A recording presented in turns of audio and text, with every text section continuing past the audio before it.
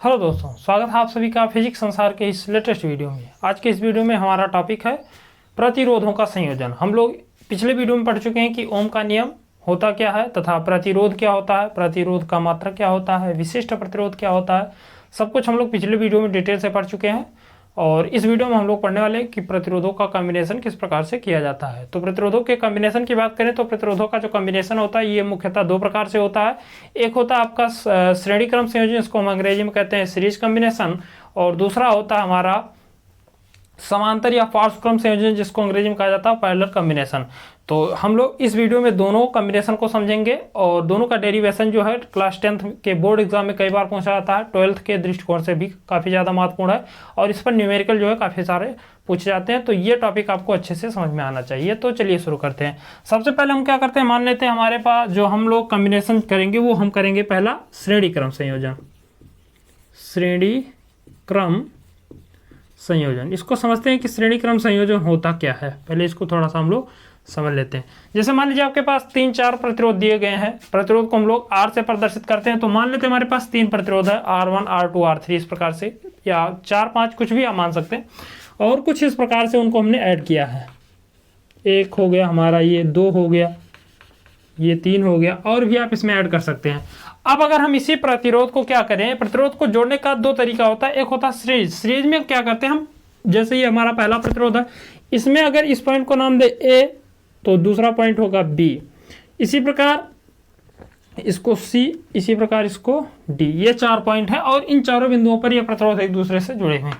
यहां पर देखिए तो ये पहला प्रतिरोध, इसको मान लीजिए R1 R2 R3, ये 3 प्रतिरोध जो है आपको श्रेणी क्रम में जुड़े हुए दिख रहे हैं। श्रेणी क्रम में पता कैसे करेंगे, तो आपको सिंपली देखना है कि इसमें आप देखिए पहला सिरा जो है प्रतिरोध का वो अलग है, दूसरा सिरा जो है प्रतिरोध का वो दूसरे प्रतिरोध के पहले सिरे से है। इसी प्रकार दूसरे प्रतिरोध का जो दूसरा सिरा है वो तीसरे प्रतिरोध के पहले सिरे से। इस प्रकार से अगर प्रतिरोधों को जोड़ा गया है तो इसको हम लोग कहते हैं श्रेणी क्रम संयोजन।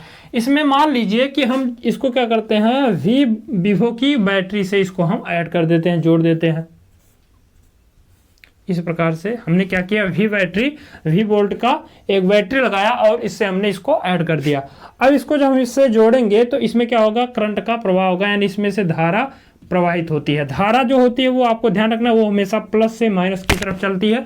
तो आपको कुछ इस दिशा में धारा की दिशा को प्रदर्शित करना है। और मान लेते हैं इसमें जो धारा है वो है स्मॉल I प्रवाहित होती है। सिंपली इतना काम तो आपको करना है और मान लेना है कि मान लेते हैं हमारे पास 3 प्रतिरोध R1 R2 R3 है तथा इसमें हमने एक V वोल्ट की एक बैटरी को ऐड कर दिया तथा इसमें प्रवाहित धारा जो है वो स्मॉल I है। अब इसमें आप जब देखेंगे, इसमें जब धारा प्रवाहित होगी तो ये जो आपका प्रतिरोध है, तो इस R1 प्रतिरोध पर कुछ ना कुछ क्या होगा, विभवांतर उत्पन्न होगा। यानी इस V वोल्ट की बैटरी के कारण इस प्रतिरोध पहले पर R1 पर एक विभवांतर उत्पन्न होगा और उस विभवांतर को हम लोग मान लेते हैं क्या है, V1 उत्पन्न हुआ है। इसी प्रकार R2 पर भी एक विभवांतर होगा, V2 होगा, और R3 पर भी एक विभवांतर होगा, V3 होगा। लेकिन इसमें एक चीज कॉमन रहती है, वो होती है धारा। यानी आपको एक विशेष पॉइंट नोट रखना है, इसको आप इंपॉर्टेंट नोट में लिख सकते हैं कि अगर आप प्रतिरोधों को श्रेणी क्रम में जोड़ते हैं तो उसमें जो धारा का मान होता है वो समान होता है। यानी आप इसमें लिखेंगे प्रतिरोधों के, ये आपको याद रखना है, प्रतिरोधों के श्रेणी क्रम संयोजन में धारा समान रहती है। प्रतिरोधों के श्रेणी क्रम संयोजन में धारा समान रहती है, यानी जितनी धारा इस प्रतिरोध पर उतना ही इसमें भी होगा, उतना ही इसमें भी होगा। यानी तीनों प्रतिरोधों में धारा का मान, I का मान समान रहेगा। लेकिन जो यहाँ पर अलग अलग ये जो आपके प्रतिरोध है, इस पर विभवांतर जो होगा उसका मान अलग अलग होगा। अब अगर हम यहाँ पर देखें तो ये जो अलग अलग विभवांतर है, इसका हम तुल्य विभव निकालें, टोटल विभव निकालें कि कितना है। तो कुल विभव यहाँ से जब निकालेंगे तो आप यहाँ पे लिखेंगे, पहले हम सारी चीजें लिख लेते हैं ताकि अगर आप नोट्स बनाना चाहें तो आपको नोट्स बनाने में काफी आसानी हो। तो हम लिखते हैं पहले यहाँ पे जो चीजें हमने फिगर में बनाया, यहाँ पे लिखेंगे माना 3 प्रतिरोध प्रवाहित धारा स्मॉल I है। अगली लाइन से लिखेंगे कि तथा ये जो आपके अलग अलग प्रतिरोध हैं, इस पर जो उत्पन्न विभवांतर है वो अलग अलग होगा। तो लिखेंगे तथा प्रत्येक प्रतिरोध पर विभवांतर, इन अलग अलग प्रतिरोधों पर जो विभवांतर होगा उसको मान लेते हैं V1 कामा V2 कामा V3 है, तब परिपथ का कुल विभव या कुल विभवांतर, यहाँ पे हमने लिखा कि ये जो अलग अलग प्रतिरोध है इस पर उत्पन्न जो विभवांतर वो V1 V2 V3 है। अब इसके बाद हम क्या करेंगे, इस पूरे सर्किट में कितना विभवांतर है इसका मान हम निकालते हैं। तो कुल विभवांतर मान लेते हैं V है, तो V बराबर हो जाएगा आपका V1 plus V2 plus V3। इसको आप बनाइए समीकरण नंबर 1। आई होप आपको समझ में आया होगा। हमने मान लिया 3 प्रतिरोध R1 R2 R3 है, इनको हमने श्रेणी क्रम में जोड़ दिया है तथा इन प्रतिरोधों पर जो उत्पन्न विभवांतर है उसको V1 V2 V3 हमने मान लिया है, तथा इसमें जो हमने टोटल विभव लगाया वो कितना लगाया, V लगाया, तो V इज इक्वल टू हो जाएगा V1 plus V2 plus V3, यानी इन तीनों को जोड़ेंगे तो हमें V जो है विभव प्राप्त हो जाएगा। अब यहां से हम लगाएंगे ओम का नियम। अगली लाइन से लिखेंगे, चूंकि ओम के नियम के अनुसार, ओम के नियम में हम लोग पढ़ चुके हैं कि V इज इक्वल टू होता है I इंटू आर। हम लोग पढ़े हैं कि ओम के नियम के अनुसार V इक्वल टू होता है I इंटू आर। I क्या है, तो प्रवाहित धारा है, R क्या है, तो प्रतिरोध है। तो इसी सूत्र का उपयोग करके हम क्या करते हैं, ये जो आपके अलग अलग मान दिए गए हैं R1 R2 R3, इन प्रतिरोधों पर उत्पन्न विभवांतर का मान निकालते हैं। तो अगली लाइन से लिखेंगे, अतः V1 इज इक्वल टू आई, इसमें कितना हमने माना है, तो इसमें आई माना हम लोग स्मॉल आई, तो स्मॉल आई इंटू R1। आई का मान चूंकि इसमें क्या है, समान है, पूरे में प्रवाहित धारा क्या है, समान है, हमने यहाँ पे लिख लिया है। इसी प्रकार V2 बराबर निकालेंगे तो I इंटू R2 और V3 बराबर निकालेंगे तो I इंटू R3। इसको आप समीकरण नंबर 2, समीकरण नंबर 3 और समीकरण नंबर 4, और अगर V का मान निकालिए तो ये हो जाएगा I इंटू R। इसको आप बनाइए समीकरण नंबर 5। यहाँ पे V1 का मान I इंटू R2, यहाँ पर V2 का मान I इंटू R2 और V3 का मान I इंटू R3 हो जाएगा, तथा इस पॉइंट पर जो टोटल विभवांतर उसका मान है I इंटू R हो जाएगा। अब आप क्या करिए, इस समीकरण नंबर 1 में समीकरण नंबर कौन कौन सा, आप 2 3 4 और 5 का मान ला के रखिए। अगली लाइन से लिखेंगे, समीकरण नंबर 1 में मान रखने पर। अब समीकरण नंबर 1 में जब मान रखेंगे तो यहां से ये हो जाएगा, V के स्थान पे आप लिखेंगे तो V के स्थान पे क्या है, I इंटू आर हो जाएगा, तो हो जाएगा I into r is equal to V1 के स्थान पे हो जाएगा आपका I इंटू R1, तो यहाँ से हो जाएगा I into R1 plus V2 के स्थान पे आप देखिए तो यहाँ V2 है, यहाँ V2 है, V2 के स्थान पे I into R2, I into R2 और V3 के स्थान पे ये मान रखिए तो ये हो जाएगा I इंटू R3। सभी में देखिए तो I क्या है, कॉमन है, तो यहाँ से कॉमन ले लेते हैं, तो I कॉमन लेंगे तो यहाँ से I निकल जाएगा, अंदर बचेगा R1 प्लस R2 और प्लस R3। यहाँ से देखिए I, यहाँ भी I से I क्या होगा, कैंसिल हो जाएगा, R इज इक्वल टू आ जाएगा आपका R1 plus R2 plus R3। तो ये इस फॉर्म में आप इसको जो है प्रतिरोधों का अगर आप श्रेणी क्रम संयोजन ज्ञात करेंगे तो इस फॉर्म में एक सूत्र मिलेगा, और यही हमें क्या करना था, सिद्ध करना था, यही हमें ज्ञात करना था कि प्रतिरोधों को किस प्रकार से जोड़ना। तो प्रतिरोधों को अगर आप से पूछा है श्रेणी क्रम में संयोजन, तो आप क्या करिए, सिंपली उन सभी मानों को वैसे सिंपली ऐड कर देंगे, तो आपको टोटल प्रतिरोध जो है किसी भी सर्किट का, किसी भी परिपथ का आसानी से प्राप्त हो जाएगा। तो आई होप आपको ये जो है ये टॉपिक अच्छे से समझ में आया होगा। स्क्रीनशॉट लेना चाहें तो ले लीजिए। इसके बाद हम लोग पढ़ेंगे समांतर क्रम संयोजन।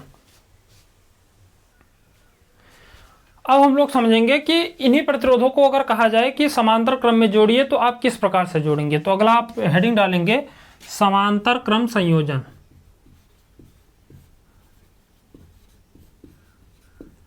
समांतर क्रम संयोजन, इस पे जब आप न्यूमेरिकल लगाएंगे तो ये टॉपिक आपके लिए बहुत ही आसान हो जाएगा। समांतर क्रम संयोजन में क्या करते हैं, हमारे पास फिर से वही मान लेते हैं कि 3 प्रतिरोध है, एक आपका है R1, एक दूसरा हमने मान लिया R2, एक तीसरा हमने मान लिया R3। इस प्रकार से 4 5 6 जितने प्रतिरोध आपको मन के उतना आप मान सकते हैं। अब इसमें हम क्या करते हैं, इसको जोड़ने का एक सिंपल तरीका होता है। अगर कहा जाए कि आप उसको जोड़िए पार्श्व क्रम या समांतर क्रम में।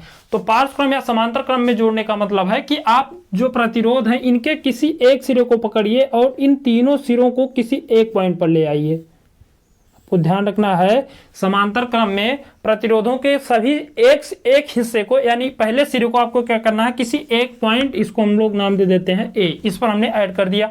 ठीक इसी प्रकार प्रतिरोध का जो दूसरा सिरा है इसको हम क्या करेंगे, एक दूसरे पॉइंट बी पर हम क्या करते हैं, इसको ऐड कर देते हैं।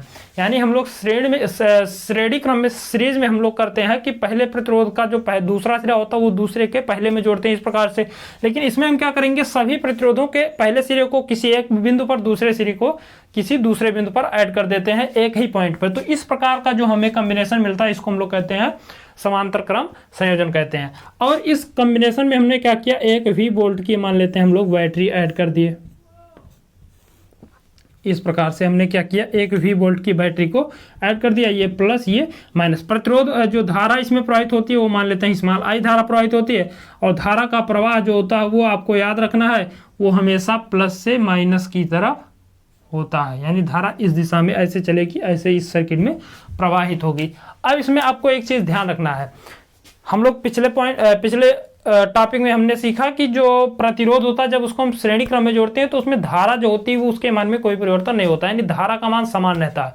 लेकिन यहाँ पर ऐसा नहीं होता। यहाँ पर देखिए तो यहाँ पर ये जो वायर है ये अलग अलग हिस्से में है, यानी अलग अलग पार्ट में बटे हुए हैं इस ए पॉइंट से। तो इस ए पॉइंट से जो धारा होगी यहाँ तक तो जो धारा आएगी वो क्या होगी, समान होगी, I धारा होगी।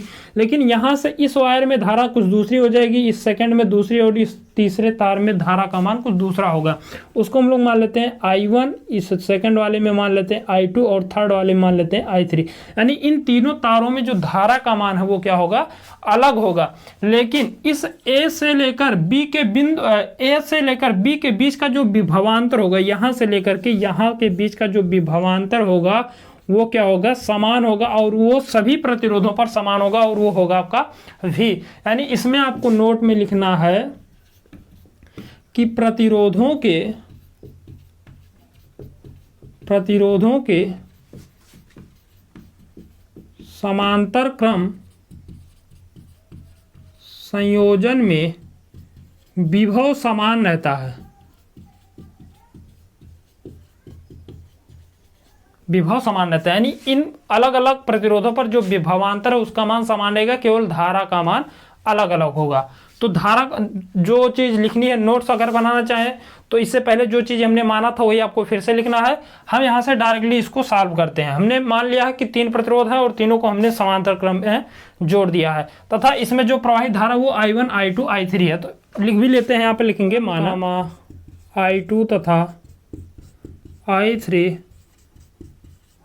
प्रवाहित होती है।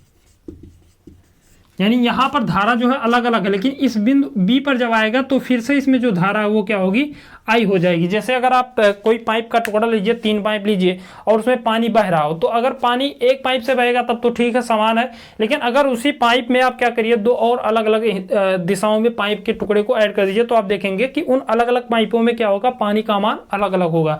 लेकिन जब उन्हीं पाइपों को आगे ले जाकर के किसी एक पॉइंट पर फिर जोड़ देंगे तो जो टोटल पानी इधर से अलग अलग पाइपों में जा रहा था वही जब अगले पॉइंट पर मिलेगा तो भी क्या होगा, समान होगा। जैसे कि यहाँ पे अगर पानी अलग अलग बह रहा है तो इस पॉइंट पर सभी एक पॉइंट पर मिले तो यहाँ पर जो धारा होगा वो क्या हो जाएगा, समान हो जाएगा। लेकिन बीच में जो है पानी इसमें अलग होगा, इसमें धारा अलग होगी, इसमें धारा अलग होगी, आपको ध्यान रखना है। प्रवाहित हो रही है। तब अगली लाइन से लिखेंगे, अतः परिपथ में कुल धारा स्मॉल आई बराबर हो जाएगा I1 plus I2 plus I3। इसको आप बनाएंगे समीकरण नंबर 1। यानी इस परिपथ में जो टोटल धारा वो क्या है, I ही बह रही है, लेकिन इसमें जो ये अलग अलग वायर हैं यहाँ पर धारा का मान अलग अलग होगा। तो यहाँ से हमने इसको नोट कर लिया कि परिपथ में जो प्रवाहित धारा वो I1 plus I2 plus I3 है। आई होप आपको समझ में आ रहा होगा। अगली लाइन लिखेंगे, तथा ओम के नियम से। अब ओम का नियम इसमें आप फिर लगाएंगे। ओम के नियम से हमने पढ़ा है V इज इक्वल टू होता I इंटू R। प्रतिरोध हमने R1, R2, R3 माना है। यहाँ से अगर आप I का मान निकालें तो I का मान हो जाएगा V अपान R। यहाँ से आई का मान इसको आप क्या करिए इधर ट्रांसफर कर दीजिए, तो आई इधर बचेगा, आर इधर आएगा, भाग में हो जाएगा, ये हो जाएगा वी अपान आर। तो इसी प्रकार आप लिखेंगे, इसी प्रकार I1 इज इक्वल टू हो जाएगा v upon R1, I2 is equal to हो जाएगा वी अपान R2 और I3 इज इक्वल टू हो जाएगा वी अपान R3। ओम के नियम में हमने ये पढ़ा, आई का मान निकालेंगे वी अपान आर, वी का मान सभी में समान है, चाहे यहाँ पर विभव वो भी वी होगा, यहाँ पर भी होगा और यहाँ पर, यानी विभव का मान सभी में समान है, केवल धारा का मान जो है अलग अलग है। तो इसको आप बनाएंगे समीकरण नंबर 2, इसको समीकरण नंबर 3 और इसको समीकरण नंबर 4, और इन सभी मानों को क्या करेंगे समीकरण नंबर 1 में रखेंगे। तो आप लिखेंगे समीकरण नंबर 1 में इन मानों को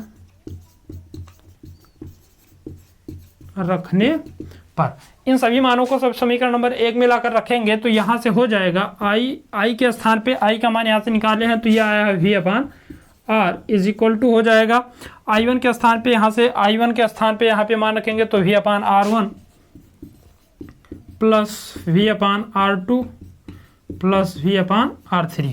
I2 का मान वी अपान R2, I3 का मान वी अपान R3। तो इन सब मानों को इसमें हम रखेंगे। सभी में देखिए वी क्या है, कॉमन है तो बाहर निकालिए, तो ये हो जाएगा v upon R is equal to v बाहर निकालेंगे तो यहाँ से आएगा 1 upon R1, 1 upon R2, 1 upon R3। यहाँ से v कैंसिल हो जाएगा तो यहाँ बचेगा 1 upon R is equal to 1 upon R1, 1 upon R2, 1 upon R3। और यही क्या है श्रेणी क्रम संयोजन का जो है सूत्र है। इसको आप समीकरण नंबर 5 भी बना सकते हैं। तो आई होप आपको समझ में आया होगा।